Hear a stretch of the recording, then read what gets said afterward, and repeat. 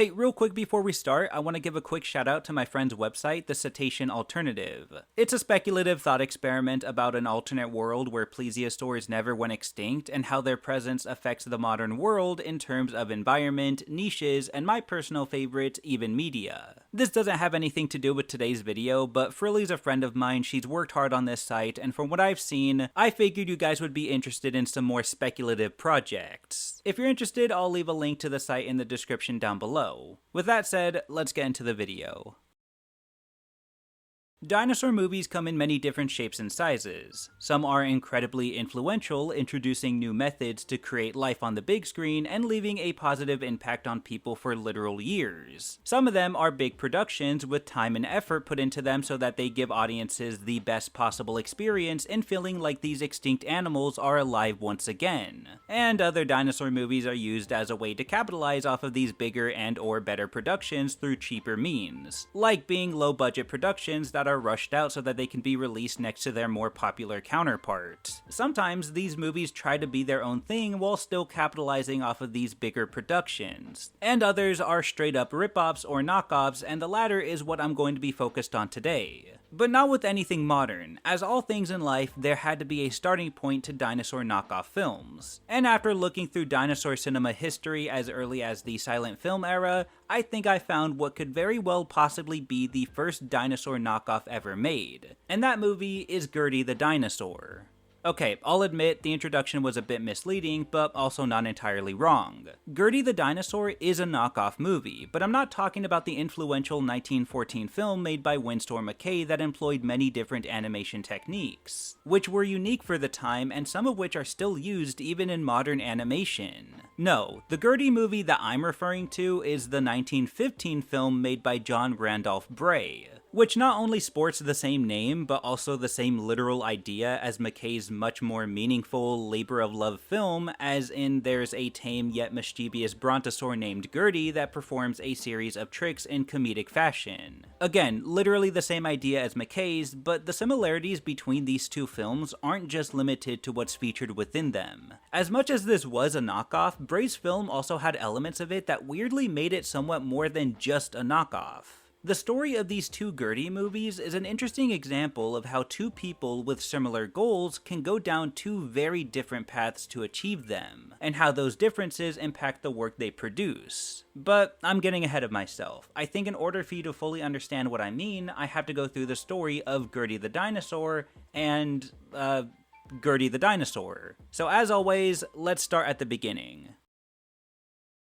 The first Gertie the Dinosaur movie was made in 1914 by American cartoonist, animator, and vaudeville performer Winsor McCay. Before McCay held these titles, he was a young Michigan boy who was born sometime between 1867 and 1871. Where and when McCay was born is a bit of a mystery, as different accounts and records hold different information. Even from McCay himself, who, according to some sources, stated that he was born in Spring Lake, Michigan on September 26, 1871. While other conflicting accounts say that he was born as early as 1867 and in Canada, but I digress. McCay started his endeavors with art when he attempted to go to art school in Chicago while working at his father's sawmill. But this attempt was short-lived, as the art school ended up closing down not long after. Luckily for McCay, he had gained just enough experience to land a job working as an advertisement artist, drawing out designs and whatnot for posters and billboards for different establishments before making his way to Cincinnati in the hopes of finding more job opportunities. This is where he would marry Maud Leonore Dufour in 1891, so now with his new obligations as a husband, McCay sought out for a more sufficient job, which he would end up finding through a daily newspaper publisher, the Cincinnati Commercial Tribune, where he became a reporter/artist. His job was to cover the local news and work on illustrations for the Sunday editions. He would do this for a while before making his way to New York, where he continued his cartoon illustration work, this time with the New York newspaper distributor, the New York Herald, where he began to impress many with his insane work ethic. As he made his way up the ranks, his workload only increased, working on daily installments for two comics that he created, one being his 1904 Dream of the Rarebit Fiend comic, and his 1909 Poor Jake comic.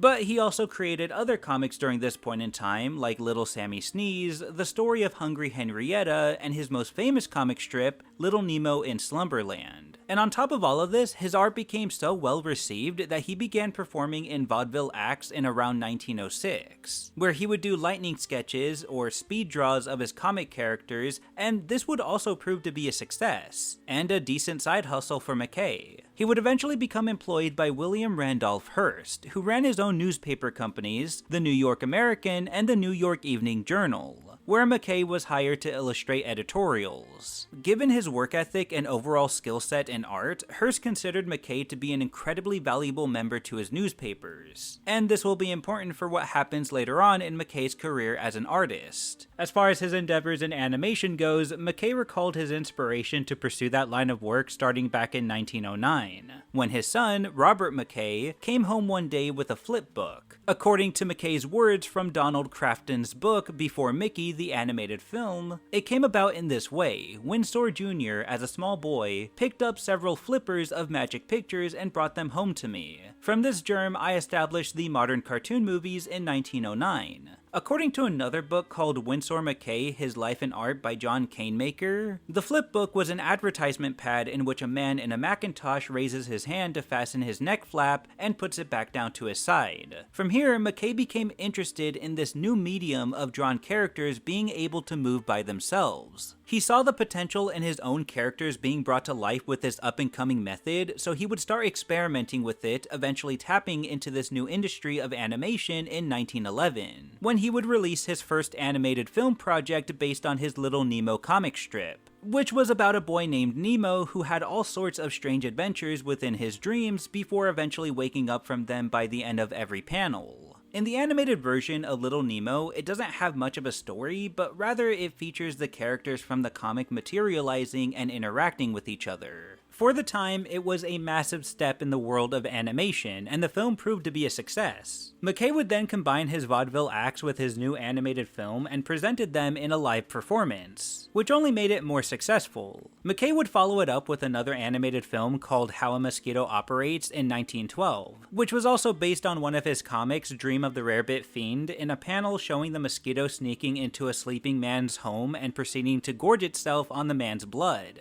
In the animation, the same thing occurs, but in the end, the mosquito gorges on itself to the point of exploding and waking the man up. And again, this animation and its onstage presentation did very well. McCay became a massive hit. He would sell the distribution rights of his films to a motion picture studio called Vitagraph. His films would have theatrical releases, and he would take his animated creations and tour around the United States to continue performing his vaudeville acts. Despite the amount of work he put into his art, animations, and live performances, McCay never actually did this full time. He was doing all of this while still maintaining his job working with Hearst's newspapers. It was safe to say the artist was doing really well for himself. Too well, in fact. People were fascinated by McCay's ability to create such realistic drawings and movements. I wouldn't be surprised if people found it rather unsettling or uncanny to some extent, especially with the more up-close shots of the man's face and his mosquito animation. According to some sources, there were skeptics in the audience that straight up didn't believe McCay's drawings were actually animated, but rather a series of wires and trick photography used to make the audience think the pictures are moving by themselves. Others seem to believe he traced his drawings from real people in live-action motion pictures. The story sometimes goes, this was the thing that inspired McCay to make his next and most famous film, Gertie the Dinosaur, as animating something that no longer exists should prove to people that there were no tricks at play here. In truth, it's not concrete if any of this was the case. According to Crafton's book, he states, McCay's anecdote that audiences thought the drawings were moved by wires hardly seems credible, but it provided him with a good introduction for Gertie, his next project. Bringing an extinct dinosaur to life should allay all suspicions about wires. But according to other sources, his inspiration for Gertie the Dinosaur may have come from a place of wanting to take his works into a different direction. one that was more challenging and experimental, one that would give him more room to explore the potential in animation. According to one section of Canemaker's book, while he was on tour around 1912, McCay talked about his next upcoming motion picture project in an interview, stating, "What interests me the most is the possibilities of serious and educational work with this method of producing moving pictures. I have already had a conference with the American Historical Society looking to the presentation of pictures showing the great monsters that used to inhabit the Earth.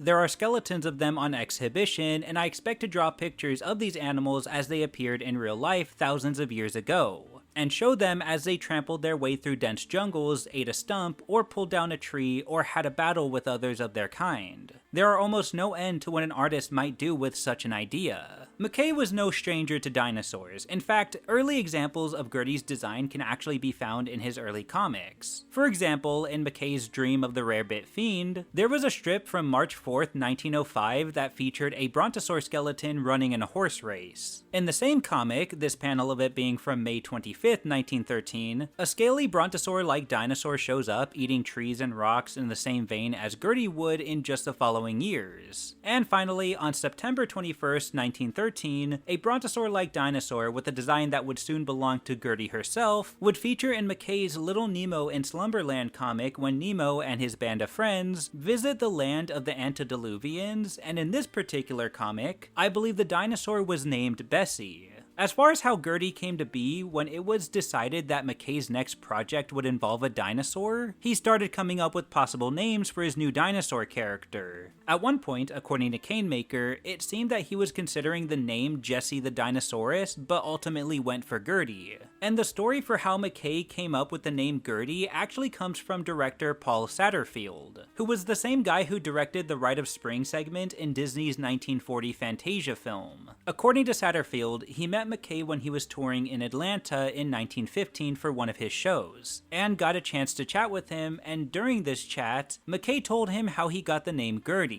According to Satterfield, he told us how he happened to get the name Gertie. He heard a couple of sweet boys out in the hall talking to each other, and one of them said, "Oh Birdie, wait a minute," in a very sweet voice. He thought it was a good name, but wanted it to be a girl's name instead of a boy's, so he called it Gertie. It's not entirely clear how far along he was in the production of Gertie when he came up with this name, or if he came up with it before he started working on the film, but whatever the case was, he would start working on it around summer of 1913, and it proved to be very long and very repetitive.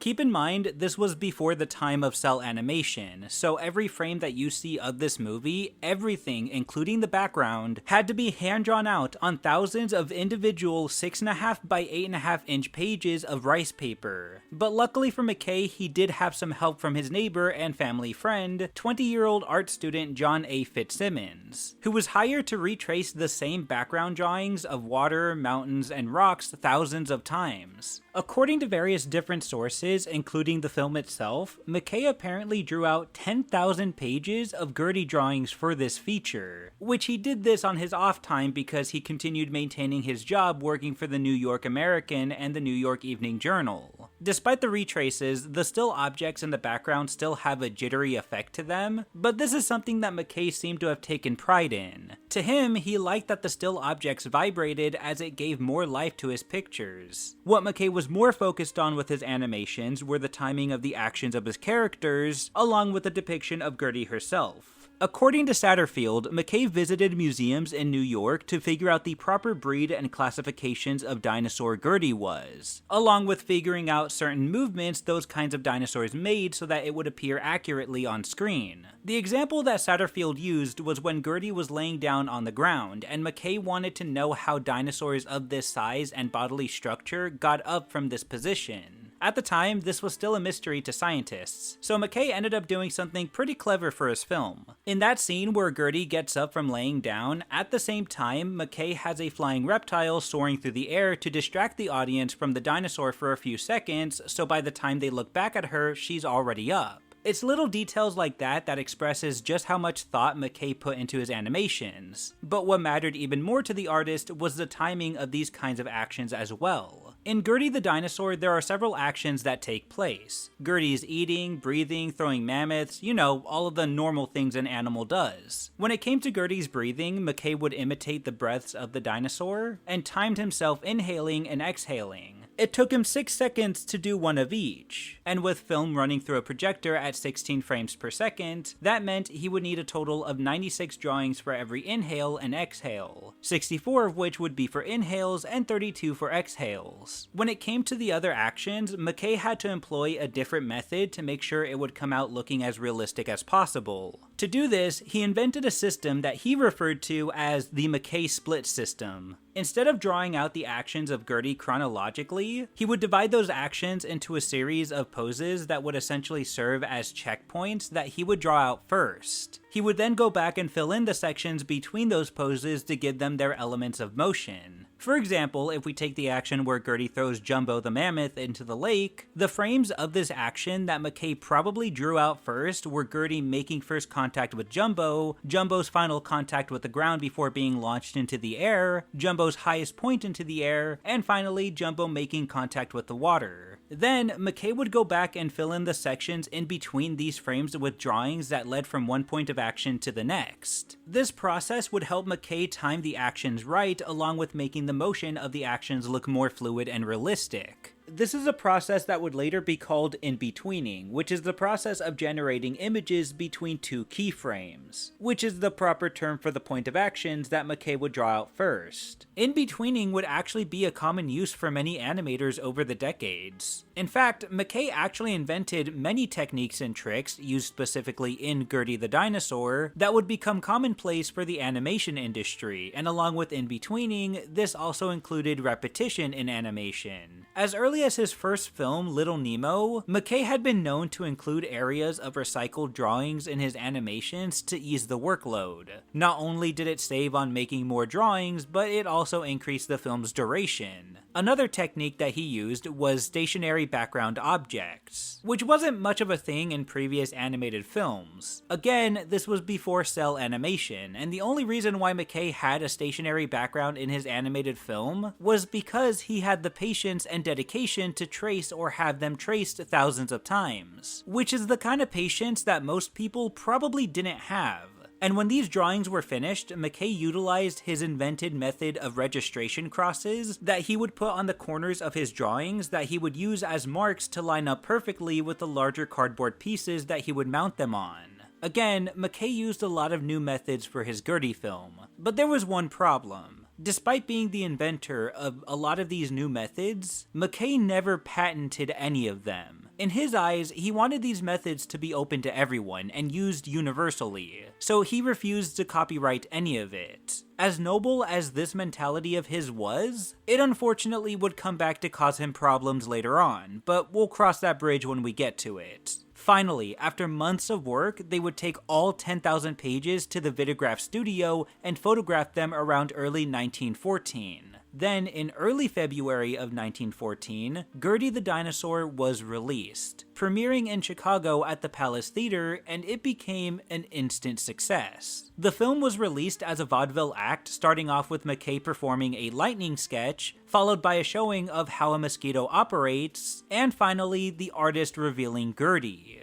With the bullwhip on hand, McCay performs his interactions with Gertie, asking her to do tricks, feeding her by pretending to throw her an apple that he also had on hand, but cleverly hid it right before the object appeared on screen and at Gertie, making it look like he tossed it right into the dinosaur's mouth. And in the final act of the film, he would tell the audience that he would have Gertie pick him up and then disappear behind the screen, before the animated version of the artist would appear on screen for her to carry in her mouth and on her back. This performance was received well. People were enamored with Gertie as a cute, comical, and mischievous cartoon character, along with being impressed with the animation that brought her to life. At the time, this was McCay's biggest project, and it was received so well that later that year in November, McCay was approached by William Fox, who ran his film distribution company called Box Office Attractions, and struck a contractual deal with the artist to extend the film with a live-action prologue and epilogue that gave the animation more of a story. Prior to this release, only the animated parts of Gertie had been released in theaters that McCay would interact with to a live audience. But in the film's re-release, it told a story that featured McCay himself, who takes on a bet by a colleague of his, another real-life cartoonist named George McManus, to bring a Dinosaurus to life using drawings. After 6 months of work, McCay and his assistant, played by McCay's son, Robert McCay, take the massive stack of drawings and create the animation, to which they then show to his group of friends, proving them wrong and winning the bet. Gertie was a massive success in many respects, but the biggest one was being a massive stepping stone in the world of animation. It proved what could be done with enough time, effort, and most importantly, patience. Gertie was a labor of love, a passion project for McCay, and it would become an influential and popular piece of animated work that's looked back on fondly even to this day. But where there's popularity in film, there's the inevitable knockoffs, and Gertie was no exception to this.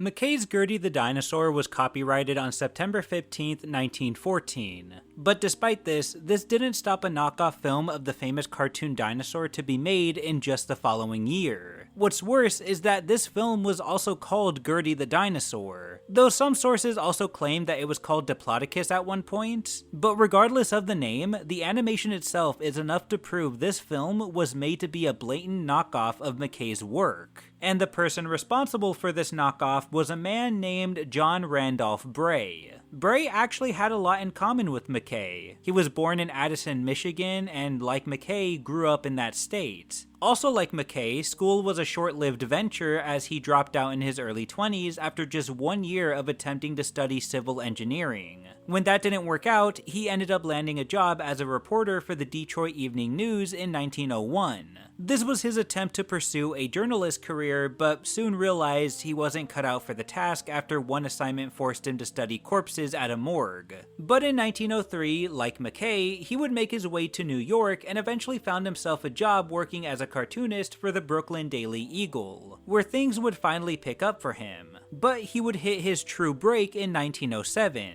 In 1906, Bray had been working with a magazine called Judge, who initially printed single-panel animal comics that he made, but eventually they would start printing a more consistent series of comics made by the artist, which was called Little Johnny and the Teddy Bears. This comic would end up skyrocketing Bray's career as an artist. In a similar way, Little Nemo in Slumberland helped popularize McCay's art. And also just like McCay, Bray eventually became interested in his characters being portrayed in motion pictures. This inspiration came to him when he visited a New York department store that had been screening a motion picture film showing toy teddy bears moving about on their own, which got the artist thinking about his own teddy bear drawings and what it might look like if they were moving on their own too. So he started working on his own animations, however Bray hit a few obstacles along the way. While it was his intention to make an animated picture featuring his teddy bear characters from his comic, this didn't end up happening. According to Crafton's book, after several weeks of tireless efforts, the artist began to realize that he was up against a problem, which if he were to continue along the line on which he had started, would require the lifetime efforts of Methuselah, for he had learned that each foot of motion picture negative contained 16 separate pictures, and that to make a film 1,000 feet long would apparently require 16,000 separate pictures to be drawn. As the Teddy Bear series contained from 7 to 10 characters, Mr. Bray figured out that in order to animate his series, it would require 7 times 16,000, or 112,000 different figures, each drawn with the most expert and painstaking care, to complete this film. He also found that after all of this had been accomplished, he would have to set each drawing in its proper place under the camera and photograph it into the film, one exposure at a time until the entire 16,000 exposures had been made. And this is where one of the major differences between McCay and Bray lie. Because everything that's been described here that Bray didn't want to do is what McCay would end up doing for a lot of his early works of animation. Instead of following that same path, Bray instead sought out a way to alleviate the amount of work needed to be put into hand-drawn animation. In 1912, Bray Productions was born, and through this company, Bray would industrialize and commercialize animated films. He would hire several cartoonists and artists to handle different areas of the animation process. He would utilize different methods to churn out animation at a faster pace, and by the end of it, he would be able to produce several cartoon films in the time it would take McCay to make one. Before Bray, these kinds of films were passion projects, but once he found a way to make them profitable, the animation industry changed forever. For his first animated effort, which was a film called The Artist's Dream from 1913, he incorporated both animated and live-action sequences, likely as a way to keep from spending too much time on the animation for it. Regardless, he would take the film to Charles Pathé, the founder of the film production company Pathé Frères, who loved it so much he wrote up a contract for the artist that, if signed, demanded 6 more animated films in 6 months. Despite the amount of work he was being asked to do, Bray seized the opportunity and signed the contract, forcing him to quickly think of other ways to simplify animation. Whereas McCay would have retraced the backgrounds thousands of times, Bray would end up printing out the backgrounds and then drawing out all of the elements within the frame that are to be in motion. Bray's attempt to want to make more efficient animation would lead him to becoming the co-inventor of a new method that would become used as the dominant method of animation for decades to come. This method is cell animation, and while celluloids have been used to some degree in animated works prior to this, the method of using it as a complete alternative to tracing paper was new. He shared this patent with Earl Hurd, another cartoonist who would even start a patent company with Bray in 1914 called the Bray-Hurd Process Company. But regardless of the contributions Bray had with the animation industry, he also did a lot of shady stuff too. One thing to note real quick is that Bray was pretty critical of McCay's methods to animation. According to Crafton's book, like most of his contemporaries, Bray viewed McCay's weaving retraced lines as a primitive defect. McCay tried to trace each drawing, you know. They were only this big, the drawings, and when it was 30 feet big on the screen, there was a tremendous increase in size. So when he tried to trace every little wiggle in the background one after the other, it would wobble all over. Okay, nothing wrong with that, just an artist with a different perspective on things regarding art. Well, another difference between McCay and Bray are their stance on protection when it comes to their films and techniques. McCay was never one to patent any of his methods because he wanted them to be universally open to everyone. Bray, on the other hand, was the complete opposite and had the businessman mentality to want to patent all of his methods. And really, there's nothing wrong with that, I guess, from a legal standpoint. But from a moral standpoint, sure, a lot of people would definitely have a problem with that. But the real problem was that he was blatantly trying to steal credit as being the original inventor of McCay's techniques. The way this happened was back during the production of Gertie, when one day, McCay had been approached by a young reporter who was writing a piece on animation for a magazine. McCay was more than happy talking to this reporter, and even let him inside his home, where the artist would go into full detail about his entire animation process. Later on, it was reported by Fitzsimmons that the reporter was none other than Bray himself. And now that he had all of the information he needed from McCay, not only was he able to use some of these methods to his own advantage in making cartoon films, but he also patented all of them, many of which featured in his Gertie the Dinosaur film. According to Canemaker's book, this included techniques of reusing drawings to recreate repetitive motion for moving objects/characters on screen, the technique of having a movable figure while having immovable objects traced in the background, the use of registration crosses at the corner of each page, even the use of tracing paper was patented. Basically, this dude was just going after McCay's whole movie. In all actuality, while all of this seems like surface level methods that would seem way too general to patent, keep in mind this was the early days of cartoon films, so a lot of these general elements didn't exist or weren't widely used prior to this point in time. And as if these patents weren't enough, Bray would even make his own Gertie the Dinosaur movie, which was nothing more than just a plagiarized version of McCay's film.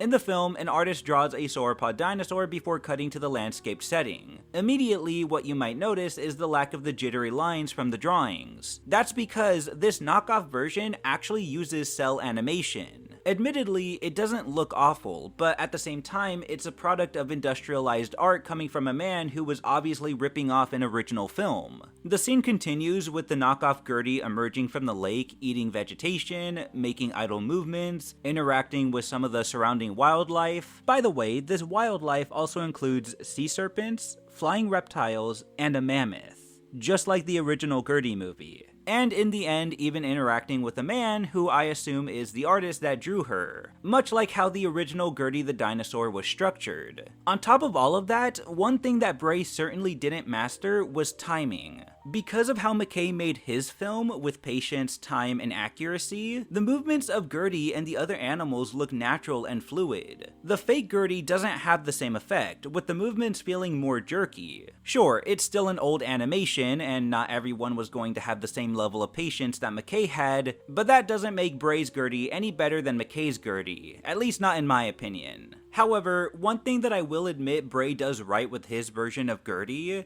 is giving the dinosaur a much more expressive face. Sure, McCay's Gertie does have this ability too, but to an extent. The best way I can describe Gertie's face from Bray's film is that it looks Disney-fied before Disney was even a thing. In other words, the face feels more present in Bray's drawings. That being said, I still prefer Gertie's face from McCay's film. What can I say? I like the blank derpy look, it's adorable. And considering how early these films were made, with McCay's Gertie being released in 1914 and Bray's Gertie being released in 1915, this could very well be the earliest example of a dinosaur movie knockoff ever made. Of course, when it comes to the silent film era, it's hard for me to say certain things definitively, because compared to now, information and media were just not as well preserved, so who knows? Maybe there's another example of a dinosaur movie knockoff that predates this one. But as far as I've seen, this seems to be the earliest one that's at least known. Now, if the idea of Bray completely ripping off McCay's film seems bad, trust me, that's not even the worst of it. About a year or two after McCay's Gertie the Dinosaur, a bogus Gertie cartoon film made the rounds. To this day, it is still marketed to unwary viewers as McCay's work. Keep in mind, Canemaker's book was published in 1987. The reason why people probably believed it for this long is because according to an online rip of the 1915 Gertie movie, Bray's film had been given to a movie marketing company, Black Hawk Films, around 1970, and they were given inaccurate information about it. As a result, this company distributed the film during this point in time with those inaccuracies via title cards, including crediting Winsor McCay as the creator of it and that it was done in 1909. It's not disclosed how Black Hawk Films actually got a hold of this film, only that it was sold to them. There's not a whole lot of information on Bray Productions, but some information implies that the company was still active during this point in time, while others say the company went defunct earlier on, though I have no way of proving that. So maybe the fact that the film got sold to Black Hawk Films is proof enough that Bray Productions was still active during this point in time. But I can't really say anything definitively. And according to the video description of the YouTube upload where I ended up finding this rip, a 16mm print reel of the movie was found in the film archive collection of the Montclair Public Library in Montclair, New Jersey. Aside from that, there's not much else I can find on the movie itself.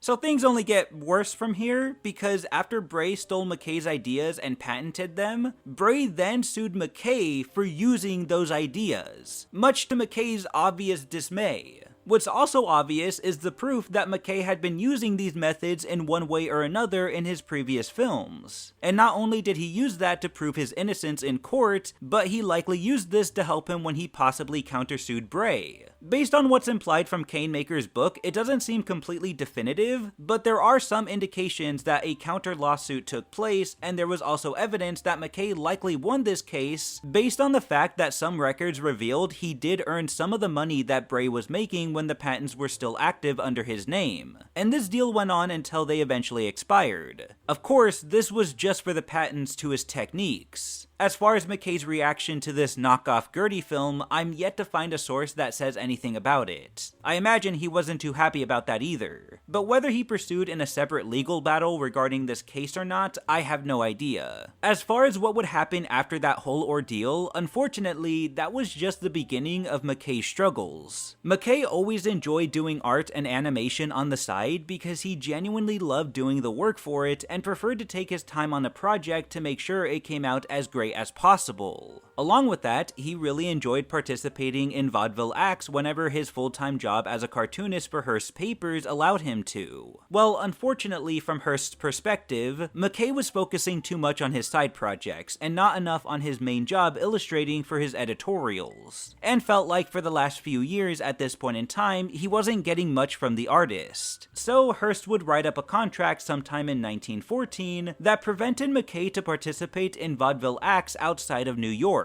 which of course McCay wasn't too happy with, but he also didn't want to lose his job. Things didn't get any easier because he would later be involved in an adultery scandal where he and his wife were being blackmailed and falsely accused for money. And on top of all of that, his father would also pass away around this point in time.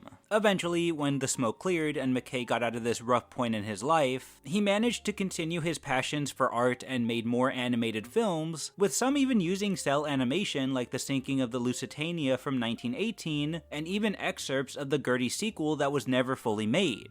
Sometime between the late 1910s and early 1920s, McCay started work on a sequel to Gertie called Gertie on Tour, likely due to just how much people loved Gertie as a character. Unfortunately, the sequel was cancelled, with only a few excerpts of animation existing and a couple pieces of concept art, depicting that the mischievous dinosaur would have messed around with the Brooklyn Bridge and the Washington Monument. As time went on, McCay did less and less animation, but continued his work with Hearst's newspapers until his eventual and untimely death on July 26, 1934 from a stroke, more specifically, a cerebral hemorrhage. He was only 64 years old. As far as Bray goes, there's not a whole lot documented on his later years, but from what I can find, Bray Productions became a powerhouse for pumping out animated films to theaters in the silent era, and Bray himself only continued to try and get a stranglehold on the market through means of lawsuit threats against other animators, and continuing to use certain techniques to produce quick and cheap films. He would ultimately fail in this attempt. Patents would run out, people would leave his company, and the film industry as a whole was moving in a new direction